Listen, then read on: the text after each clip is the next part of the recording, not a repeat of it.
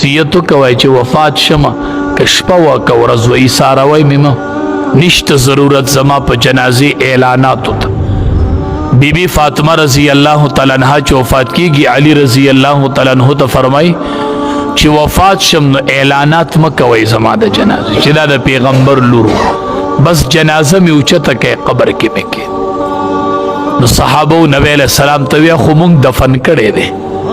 نو دواړو جهاد نو سردار سره خو ډیره مینه وا.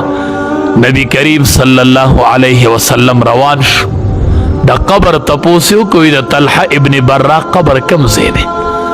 امام الانبیاء راغی او د قبر باندې ودرېدو. مینه دی ته وایي داسې مینه یې وړې وه ښه داسې مینه یې وړې وه. ته مینه کوې او ستا هم د مینې خلق دی هېرې تې ورځ پس امام الانبیاء ورغی او په قبر یې ودرېدو. لاس یې اوچت کړل دعا یې شروع کړله اللهم الق طلحه اللهم الق طلحه. خدایا یا الله د دې طلحه سره یو ملاقاتو کې خدایا خو یضحک الیک وتضحک الیه.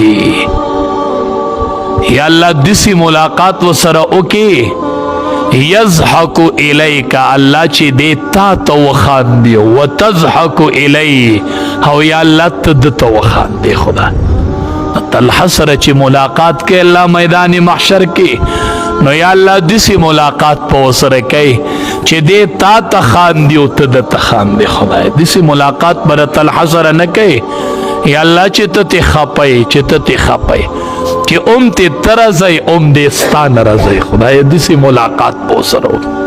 نو طلحه ابن برا د دنیا نه لاړ خو یو سبق وړو د امام الانبیاء مینه خو قبر ته وړله مینه خو قبر ته وړله مینه خو قبر ته وړله مینه قبر ته وړه. مینه د امام الانبیاء سره وکړي مینه د خپل پیغمبر سره وکړو. مین په خپل پیغمبر شو چې دا مینه الته پیدا راکړي. مینه علماء سره وکړه مینه صلحاء سره وکړه مینه نیکانو سره وکړه چې دا مینه د الته فایده درکړي. دا مینه به د الته پکار شي.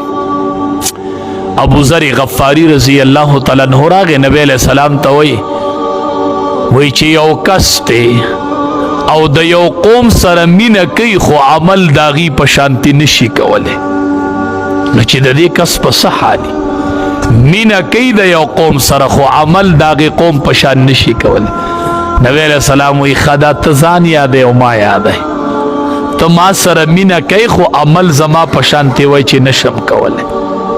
او د الله حبیب چې یو سړی د یو قوم سره مینه کوي او عمل داغي پشان نشي کول وی علماء سره مینه د خو عمل خو نشم کولای. د علماء په حافظانو په حفاظ مین یما خو عمل خو د حفاظ پشان نشم کولای.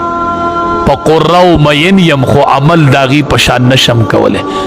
نه ابو ذر غفاری رضی الله تعالی عنہ نبی علیہ السلام فرمای ابو ذر فانت من احببت تبد اغا چا سره چې چا سره دی په دنیا کې مینه کړې ده خبس تا ما سره مینه ده زه پوهېږم او محبت ما سره کې او زما په شان عمل نشي کولی ما سره به یې ښه او داسې چې څوک د چا سره مینه کوي نیکانو سره مینه کوم او عمل د نیکانو په شانتې نشم کولی. خدایا وایي ته به د دې سره یې هلته یو صحابیو ذل بجادین نومیو ذل بجادین